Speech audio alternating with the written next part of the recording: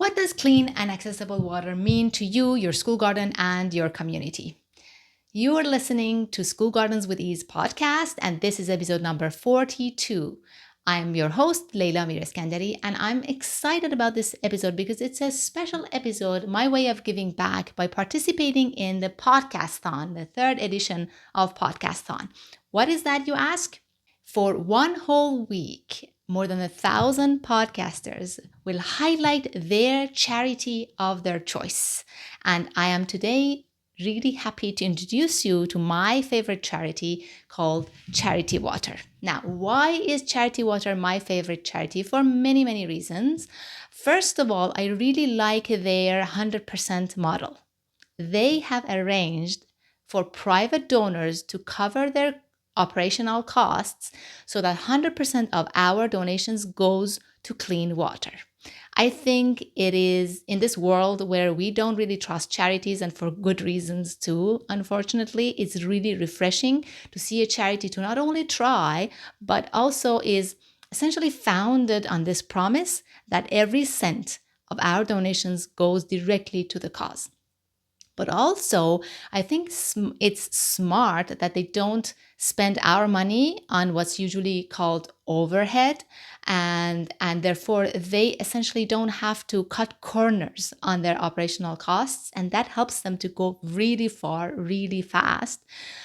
Because when a charity can actually pay for salaries and things like that easily, and they don't have to worry about overcost and reporting on that, then they go far and they go fast, because it's really so much you could do by relying only on volunteers. And the number of charities that mismanage our donations, oh my goodness. I mean, I can go on and on and on about my personal experience with charities that made me feel like cheated on.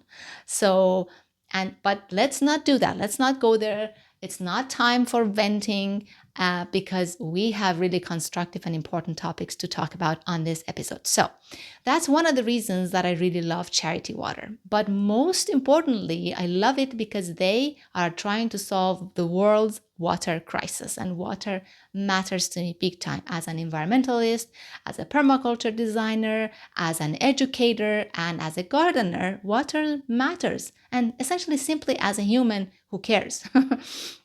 Water is very, very important topic on this planet. Think about your school gardens. And I want you to go right to the biggest concern that you all have about your school gardens. What is it?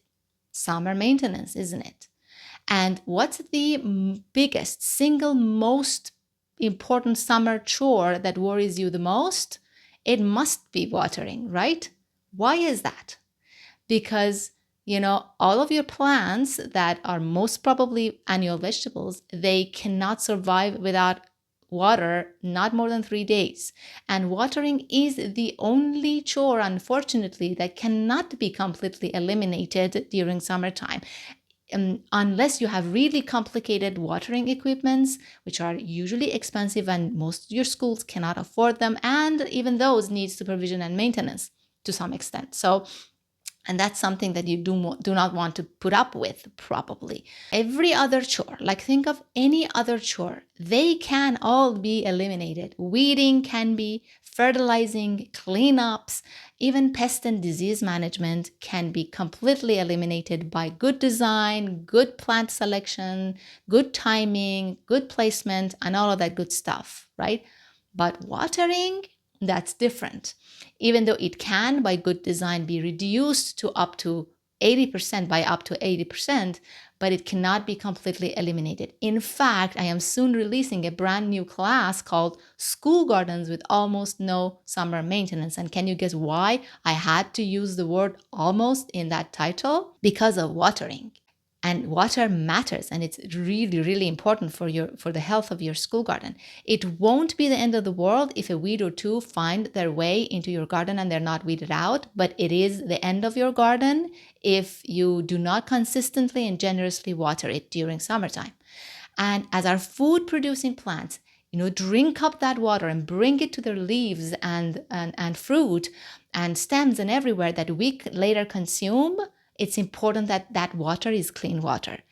As school gardens are educational tools, it's important that we teach the science behind growing food to our students, and water, the water cycle, its impact, as well as our impact on it and on its cycle and distribution on this planet are matters that needs to be discussed with kids. Did you know that 703 million people lack access to clean water around the world? And I know that you probably your mind's going to Africa and places like that. But did you know that many of those people are much, much closer to home than we can even imagine? And did you know that how easily the clean water you and I drink in this part of the world can get contaminated?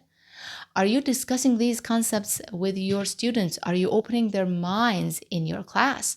On the flip side of things, did you know that planting local, organic, and regenerative gardens has a significant positive impact on water cycles on the planet?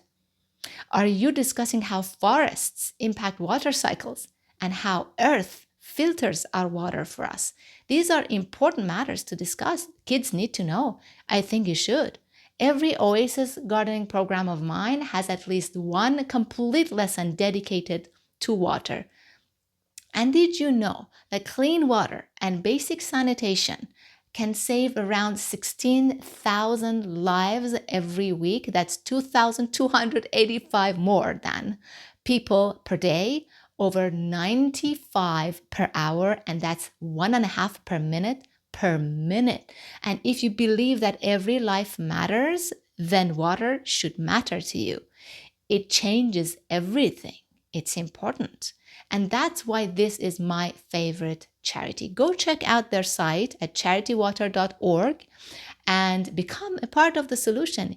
They make it super easy for you and I to be part of the solution. And that wraps up this episode about as part of the Podcasthon. If you enjoyed it, feel free to go and check their website on podcasthon.org, where you can discover hundreds of other voices and other charities through the talents of really amazing podcasters. Keep your eyes peeled and ears opened for my brand new School Gardens with Almost No Summer Maintenance class that's coming up soon. All of the links, as usual, are in the show notes, and I will see you next week in another episode.